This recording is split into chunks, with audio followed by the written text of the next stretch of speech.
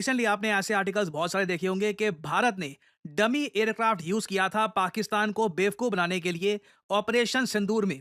ये बात एएनआई ने अपनी रिपोर्ट में पब्लिश करी, बाद में वेरियस न्यूज आउटलेट्स ने इसको कंफर्म कर दिया।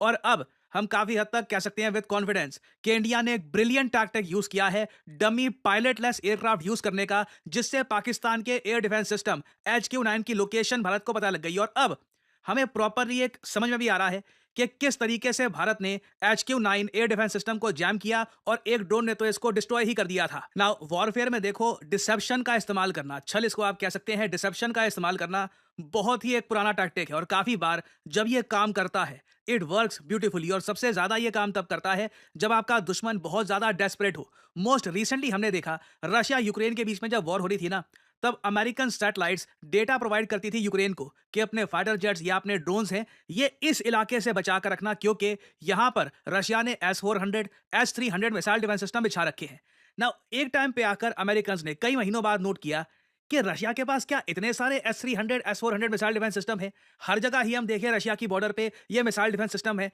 हमको जगह ही नहीं मिल रही कि हम अटैक करें कहां से।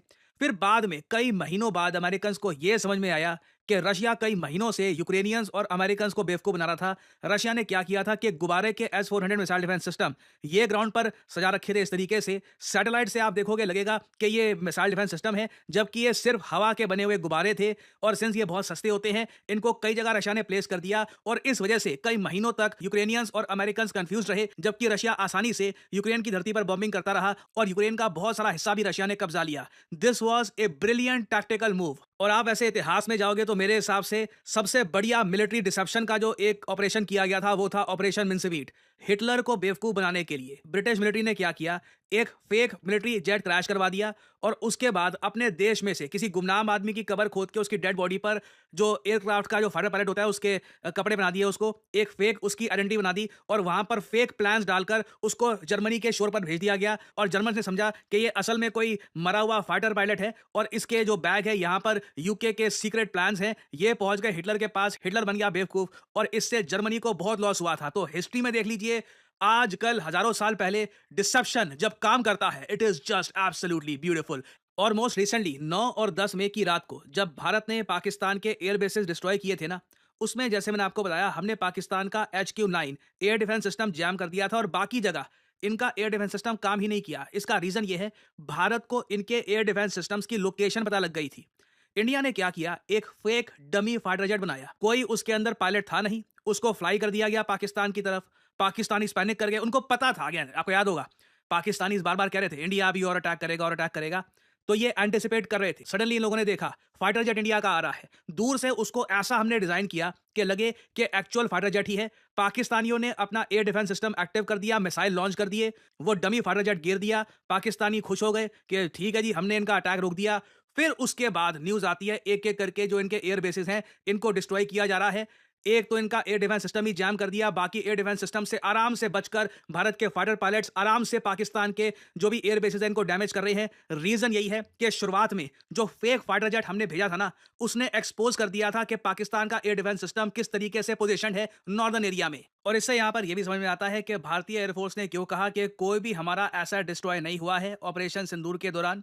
और सबसे इंपॉर्टेंट बात, पाकिस्तान जो कह रहा है कि इंडिया का फाइटर जेट गिरा दिया, लग रहा है कि इनको यही थोड़ा बहुत वहम है कि फेक जो फाइटर जेट इन्होंने गिरा दिया है उसको ये रियल समझ रहे हैं। और अगर यहाँ पे आप सोच रहे हैं वेल ऐसा हो सकता है कि ये फेक को शूट डाउन करके सोचे कि रियल है, ये वो देश है जहां पर इनके जो मिनिस्टर है, डेप्यूटी प्राइम मिनिस्टर, कोई छोटा आदमी नहीं, the deputy prime minister of Pakistan Ishaq दार, ये पार्लियामेंट में किसी रैली में भी नहीं, पार्लियामेंट में खड़े होकर एक फेक आर्टिकल दिखा देता है। इधर आप देख पाओगे पीआईबी ने भी इसको कहा है कि ये भाई एक एआई जनरेटेड आर्टिकल अपनी देश की जनता को दिखा रहा है।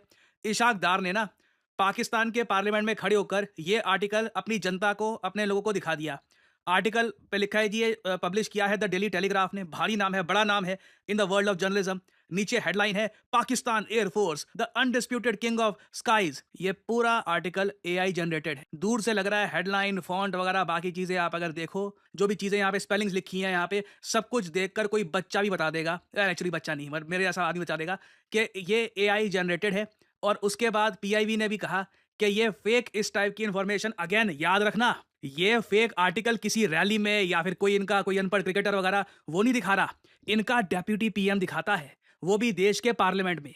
ये इन लोगों की हालत है। तो क्यों ना ये फेक फाइटर जेट को मार के एज्यूम करना स्टार्ट कर सकते हैं कि जी हमने रफाल मार दिया, रफाल मार दिया। रफाल के स्टॉक्स आप अगर देखो लगातार ऊपर जाते जा रहे हैं। हालांकि अगेन मैं रिपीट करूंगा, ये कोई इंडिकेशन नहीं होता कि कोई फाइटर जेट गिरा या नहीं गिरा, बट एटलीस्ट पाकिस्तान का जो एक नैरेटिव था कि जी रफाल के स्टॉक गिर गए। रफाल का स्टॉक आप देखो, it is just going up. और ये फुटेज देखना, ये है जी पाकिस्तान का डेप्यूटी पीएम, प्रॉपर प्रूफ के साथ दिखा रहा हूं। ऐसा नहीं कि जो भी मैं बोल रहा हूं बस आर्टिकल दिखा दिए, प्रॉपर आप इसको क्रॉस चेक कर सकते हैं, वेरीफाई कर सकते हैं। क्योंकि अगेन मानना मुश्किल होता है कि एक देश का डेप्यूटी पीएम एक मिस्टेक से भरे हुए एआई जनरेटेड आर्टिकल को देखकर मूर्ख बन सकता है। It is hard to believe. मगर पहले देखोगे यहाँ पे, ये आदमी कहेगा कि जी हमने 6 रफाल गिरा दिए। नंबर हर दिन का बढ़ जाता है, पहले 3 फिर 4, फिर कह रहे हैं जी 6 रफाल गिरा दिए। कुछ टाइम बाद बोल देंगे जी 40 रफाल गिरा दिए। इंडिया ने परचेज ही 36 किया अभी तक, 36 रफाल है भारत के पास। खैर ये सुनिए। तो 6 जेट फाइटर्स इंडिया के गिराए गए, एक यूएवी गिराया गया, वो उनको ऑब्वियसली हजम नहीं हुआ। उसके बाद डिप्लोमेटिक, और ये मैं नहीं कह रहा, ये टेलीग्राफ क्या लिखता है, Pakistan air force is undisputed king of the skies. अल्हम्दुलिल्लाह। आसपास वाले तालियां बजा रहे हैं। क्या भोले लोग हैं। आई मीन किसी के दिमाग में एक डाउट नहीं आया कि वाइस पीएम साहब ये आर्टिकल लगता नहीं है कि फेक है आपको, बट मैन पूरा पार्लियामेंट बेवकूफ बन गया।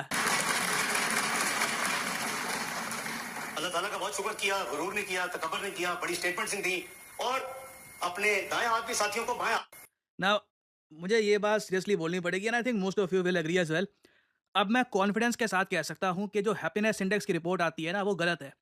पाकिस्तान को रैंक 1 पे होना चाहिए। क्योंकि जब आपकी ऐसी मेंटेलिटी हो ना कि कुछ भी देख के आप मानना स्टार्ट कर दो, हाँ यही हुआ है, यही यही रियलिटी है, यही सच है, और एआई आर्टिकल जो है मिस्टेक से भरे हुए, उनको पार्लियामेंट में बोल दो आप, सारे एमपी तालियां बजा रहे हैं, सही है, नंबर 1 होगा वो कंट्री हैप्पीनेस में, तो हैप्पी हैप्पी रहेगा। So as I said earlier, अभी देखो पाकिस्तान से रिलेटेड बहुत सारी और डेवलपमेंट्स होंगी और न्यूज़ सामने आएगी, जिससे क्लियर पिक्चर मिलेगी कि इन भोले भाई लोगों के साथ हुआ क्या असल में।